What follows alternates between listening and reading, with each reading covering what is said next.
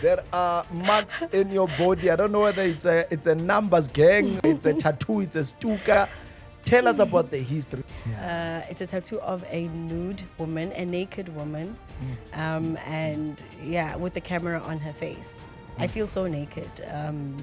There was nothing left for me to hide. I mean, I was violated more than, I don't know how many times, I lost count, sexually, emotionally, physically, mentally, you know.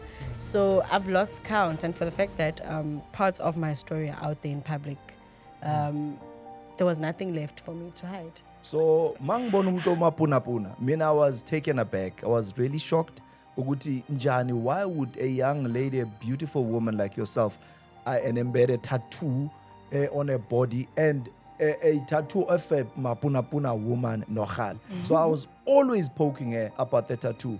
It's a vagina on your face. It's boobs on your face. And obviously, it was almost impossible for anyone to take me serious with that kind of appearance. And then on the last day, since Sekaya, telling him, breaking the news to say, look, bruh, this is not your child, and I'm sorry. And he was like, you joking? There's no way. How does that happen? When? He was in a very tight position with situation, but he chose my side because he never, up until I was the one that got out. Yeah, that's when you know that the most serial cheaters are women. Women are serial cheaters. Person in me didn't feel the need to be angry. The way I would normally, you know. It's funny, I've spent 5 years plus selling a rock and I was never hooked. I never even tried to be hooked on that. But immediately when I got out of that relationship, I have a child with someone that I'm not in love with. It's hard for me to play happy family with this person. I'm being judged, labeled by community, Jezebel, all of those things, but people are forgetting but it's always easier to be quick to label us, the women. Uzi, nyamboni pincane nice, and might yampe uthemba ilabo bhuti laba abajwayele vele ukuthi maphincane all over yena abantu bazilahlela kuye, also because of drug. Like, he's used to having women around him. Women are not an issue. And for me, into yangithena off yang bora ukuthi the first thing when he saw me, he thought he wanted to flaunt his money he gave me. He wanted to flaunt the fact that I mean, I can get any woman. So when go with the flow. So I mean, I didn't like that because I also come from the same industry, and I would bring lala nemaling around me all the time. I was making serious money, lots of money, you understand? So seeing lama 1,000 nyala give me, it wasn't like no. So I was like, ngicela ukuthi ungiplage if uthi uyangithanda uyangifuna vele. And he thought I was joking, you know? And then I came to him with receipts. I was like, bruh, I mean, you sell I want to sell crystal. I want to sell crystal because you're already big in the other market of the other drugs. So I want to sell crystal. And this is what I want. Give me a start. And then I give you profit. I remember him telling me, so if you're pemela, because amaphoyisa abantu balezinto lezi first of all bayahlanya bazokumoshela, and mina angifuna amaphoyisa mawaza kuba ready, ungangikhombi ungangi-involve. I don't want to be involved. That's you, because angithi uzawufuna uba under mina ufuna ukwenza into yakho. So that means everything happens in house. People shouldn't even know that I'm the one that's supplying you. I was like, okay, no problem. So meeting the people in the crystal space, because I was always in these other friends of mine who liked crystal, and you know. And then this one day I was like, you know, out of Tandizin. And for me, and for the longest time, I understood it was none of my business as long as I get the money that I want. I don't care what you want. I didn't really care. Not because I was heartless, it was none of my business. Taxi department, and job stable income. So I can't say it was an ayova. Because if things was an ayova, it's either as in Tombazan, meling hambing your spina, or meling mahosha. So then that's when I got the job here up. So when I got the job here up, so that's when I was like, okay, fine, sharp.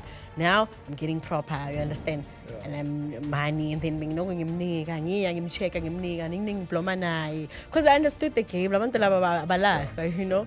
I was that upset girl that was still getting high, that was still walking in uniform and still looking like a G, and still you know, coming ikasi ukwazi ukubloma namajite kasi, and still be that girl and still be in corporate and mama drugs corporate ngapho uyabhema. yeah.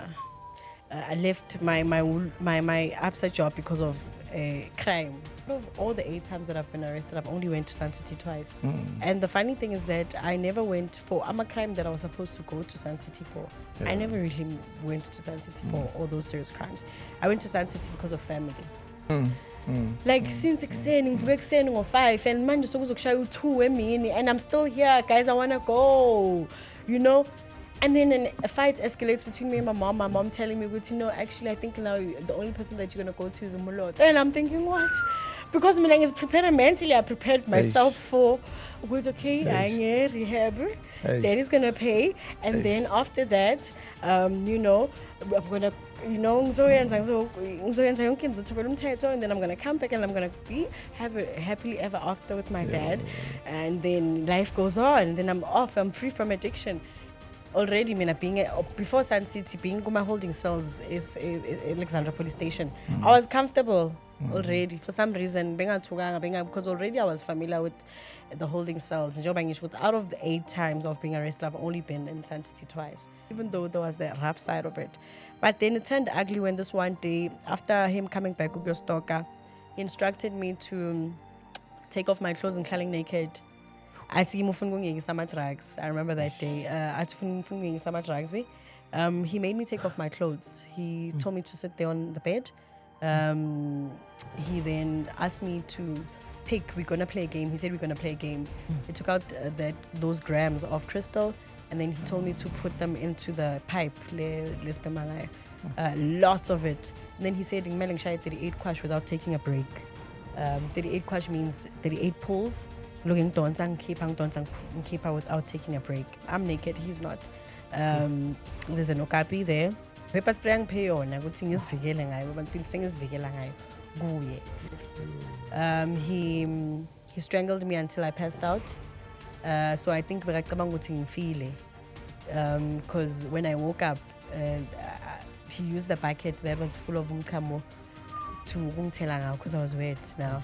Still no mangvuga, he doesn't let me go. I'm still confused. He takes that okapi le angpeyona. Uthi ngizivikele ngayo, ucima isibani kulo yamkhukhuleya, uthi I must come and find him lapho. You understand? I must come and find him. And I'm thinking to myself, this guy is going to stab me. And angeke ngibone because ngumnyama la. You understand? And I remember begging nguye ngithi ngiyacela, please don't do this. Okay, I'm not leaving. Okay, I'll sleep. Okay, I'll do whatever that you want. Please don't do this.